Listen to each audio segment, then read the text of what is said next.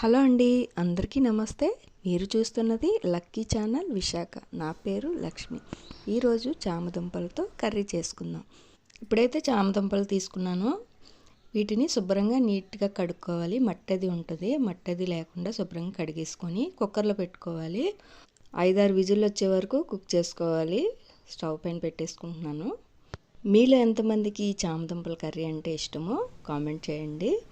ఈ చామదుంపలు తినడం వల్ల చాలా ఉపయోగాలు ఉన్నాయి. షుగర్ కూడా కంట్రోల్లో ఉంచుతుంది. డైట్ ఫాలో అయిన వాళ్ళు దీన్ని తినడం వల్ల పొట్ట ఫుల్గా ఉంటుంది, తొందరగా ఆకలి వేయకుండా ఉంటుందన్నమాట. ఇప్పుడు మనం ఉల్లిపాయలు, టమాటాస్, పచ్చిమిరపకాయలు ముందుగా కట్ చేసుకొని ఉంచుకున్నాను.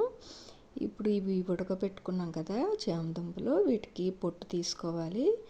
తీసుకొని ఇలా ఒలుచుకొని చిన్న చిన్న ముక్కల్లాగా కట్ చేసుకోవాలి.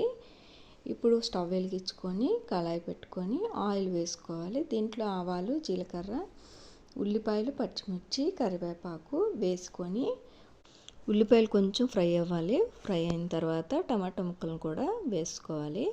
ఈ టమాటా ముక్కలు, ఉల్లిపాయలు కొంచెం బాగా మగ్గిన తర్వాత అల్లం వెల్లుల్లిపాయ పేస్ట్ కూడా వేసుకుంటున్నాను. ఇప్పుడు కొద్దిగా సాల్ట్ వేసుకొని ఇప్పుడు ఒక 5 మినిట్స్ ఈ ఉల్లిపాయలు, టమాటాలు ఉడకడానికి మూత పెట్టుకుందాము. అవి కొద్దిగా ఉల్లిపాయలు, పచ్చిమిరపకాయలు కొద్దిగా మగ్గినాక ఇప్పుడు చామదుంపలు కట్ చేసి ఉంచుకున్నాం కదా, వాటిని కూడా వేసేసుకోవాలి. ఇప్పుడు కారము, గరం మసాలా కూడా వేసేసుకుంటున్నాను. వేసుకొని కొద్దిగా కలుపుకోవాలి.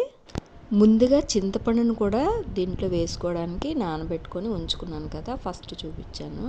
ఇప్పుడు కొద్దిగా వాటర్ వేసుకొని ఒక 5 మినిట్స్ వరకు ఉడకనివ్వాలి. జల్సా సినిమాలోని శివాజీ గారికి పొట్లకాయ పడలేనట్టు నాకైతే ఈ చామదుంపల కూర పడదండి. ఎందుకంటే దీన్ని తింటే వామిటింగ్స్ వస్తాయి నాకు. ఆ జిగురుతనం వల్ల ఏమో మరి నాకైతే పడదు.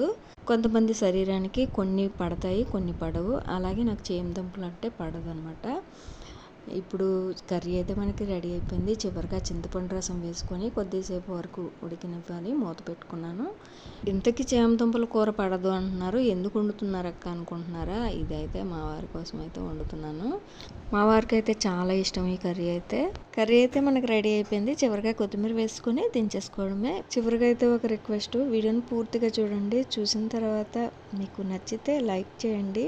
మీరు ఇచ్చే లైక్ నాకు చాలా ఎంకరేజ్మెంట్గా ఉంటుంది, నాకు చాలా సపోర్టింగ్గా ఉంటుందన్నమాట. ఇంకా మంచి మంచి వీడియోస్ అయితే చేయడానికి ప్రయత్నిస్తాను. ఇంకా నేను ఎలాంటి వీడియోస్ చేయాలో సజెషన్స్ ఇస్తే ఇవ్వండి.